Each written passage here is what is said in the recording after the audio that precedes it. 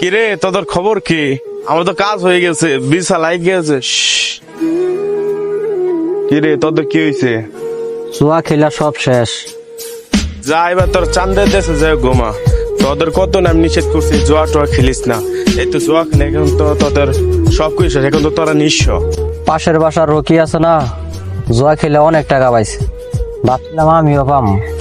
কারণ জুয়া খেলে আমি একবার নিঃস্ব। ওই দিচ্ছে ওই পাইছে, আমার বাইতে হবে, আমারও খেলতে হবে। এই আশা তাই নাকি? যদি এই আশায় জীবন চলতো তাহলে আজকে পৃথিবীর সবাই কোটিপতি থাকতো। রকি হারাইছে, রকি পাইছে, আমার বাইতে হবে জুয়া খেলা। এই আশা তাই না?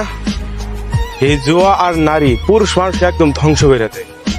তুই জীবনে কখনো বলতে পারবি তোর মা যে অসুস্থ হয়ে থাকে 100 টাকার বড়ি কিনে দিচ্ছ, আর কখনো কি বাবাকে 50 টাকা দিয়ে কখনো বলছো কি বাবা চা খাও? জানি বলতে পারবি না।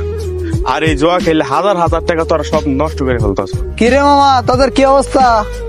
আমি তো 5 লাখ টাকা জিতে গেছি। এই যে তোদের মতো কিছু পোলাপানের লেগে আজকে গ্রামের সমস্ত পোলাপান ধ্বংস হয়ে যাচ্ছে এই জুয়া খেলা। আমরা তো চলে যাবো বিদেশে, আর এই গ্রামের হাল এবং পরিস্থিতি কি হবে জানোস তোরা? একদম ভিক্ষুক।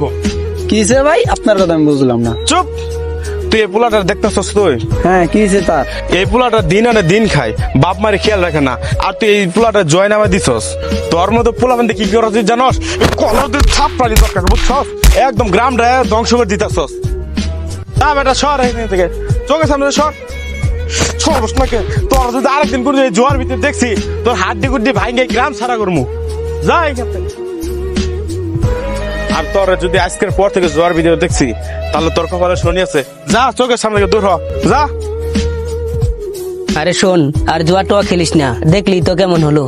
এমনি তোদের এলাকার লোকটা খারাপ আছে, আর তুই দিন জুয়া টোয়া খেলার তোর কপালে মাইর আছে।